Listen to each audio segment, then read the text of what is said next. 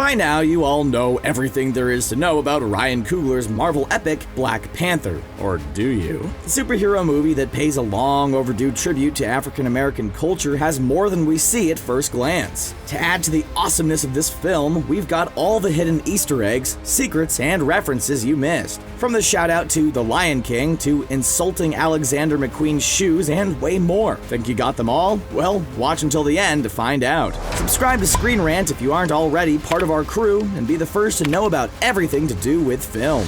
As the tradition goes, there is always a Marvel Legend appearance. In Black Panther, it was co-creator Stan Lee. You can catch him in the Korean casino scene as he claims T'Challa's poker chips for himself. Also on IMDb, his character name is Thirsty Gambler, because why not? A reference to the 1998 Black Panther miniseries by Peter B. Gillis and Dennis Cohen is placed at the climax of the film. It is the Rhino battle scene when T'Challa and Killmonger's armies go head-to-head. In the sequence where T'Challa takes down one of the rhinos, the film almost matches the comic book frame for frame. Did you pick that up in the film? There's a little hint that Doctor Strange may be a supervillain on Killmonger's side. Why? Killmonger mentions that his allies are in New York, Hong Kong, and London, the exact cities that Doctor Strange has his temples. Suspicious. The line, "Oh great, another broken white boy for me to fix," isn't just out of the blue. Shuri says it to Everett Ross, who T'Challa has just saved and brought back. This is a nod to Captain America Civil War, when Steve Rogers dropped Bucky in Wakanda, so Shuri is referencing having to previously take care of Bucky Barnes. When Andy Serkis' character is held in custody, he repeatedly says a line from the song "What Is Love" by Hathaway. Shout out to A Night at the Roxbury.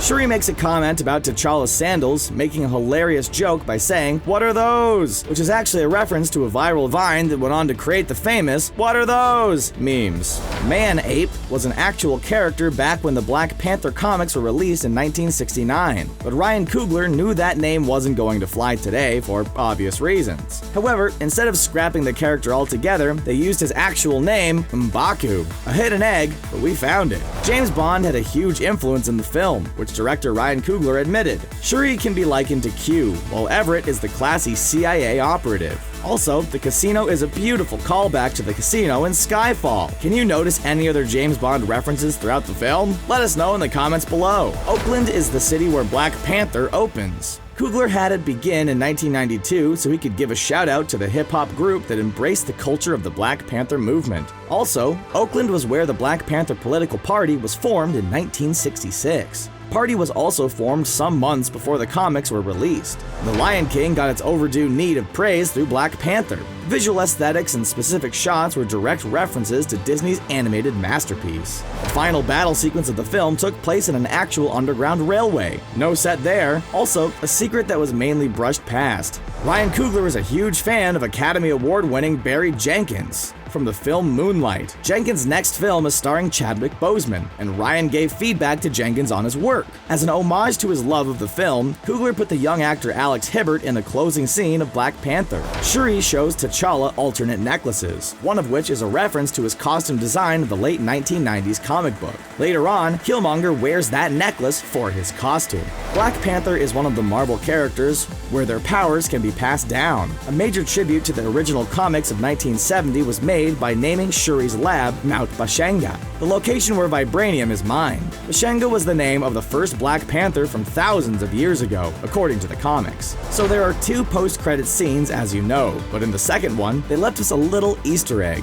It features the character Bucky Barnes, a character who's been absent for a long time. Bucky was previously frozen in ice, but back in Wakanda, Shuri has deprogrammed him and he is in rehabilitation. Following the hugely hinted return of Bucky Barnes is the major hint of what the kids call him, the White Wolf. In the comics, the White Wolf is a boy who was made an orphan after a plane crashed and was later adopted by T'Chaka. Could this be MCU foreshadowing? During the interrogation scene of Ulysses Claw, you can see a blurry television scene in the background, featuring what appears to be a bearded Captain America. You gotta look close, but it's there. Ryan Coogler's cinematographer also shot his critically acclaimed film, Fruitvale Station. She is also the first female director of photography to receive an Oscar nom, which was for Mudbound. Of course, no film is truly complete without a Star Wars nod. Shuri wears her hair in 2 buns on the side of her head, referencing Princess Leia in A New Hope. Killmonger nabs a mask when Klaue and himself break into the British Museum. He continues to wear the mask, which is a reference to an earlier battle with Black Panther from the comics. Find the 2008 Volume 4 comic and you can see the mask close and personal. Black Panther's suit is designed with mystic runes on it, which in the comics has a deeper meaning. Black Panther doesn't want to be reliant on vibranium, so he begins to incorporate magic, just like in the comics. John Kani plays T'Chaka's younger self, and he is actually a Tandwa Kani's T'Chaka in real life, which is why the two look so similar. So no, it wasn't CGI magic at play this time. Back to the Future 2 got a major shout out in Black Panther. It is when T'Challa replaces his sandals for a more practical shoe wear choice, sneakers that do up around his ankles, which is a different reference to the Nike runners that Marty wears. How do we know this for sure? Well, it is confirmed when Shuri says the design was inspired by an old American movie. There is a major shout out to rapper Whale, who makes a cameo in the film. You can spot him if you have a quick eye at the beginning of the film when T'Challa walks through the streets of Wakanda. In Captain America Civil War, T'Challa cradled his father T'Chaka in his arms. In Black Panther, Killmonger cradles his father Njobu, played by Sterling K. Brown, in the exact same way. The vibranium nanomachine that make up T'Challa's suit is an explanation to Tony Stark's Iron Man armor that drew attention in the Avengers Infinity War trailer. Previous to being called Black Panther, the creators named it Black Leopard to avoid any confusion with the Black Panther group during the civil movement. However, noting that it was a good relation, they kept the title Black Panther. One remaining hint from the former title is Killmonger's suit. When he takes over Black Panther, instead of appearing like a panther, the designer favors more of a leopard. Once again, about T'Challa's shoes. When Shuri makes fun of him, we're certain she didn't know they were actually Alexander McQueen's design.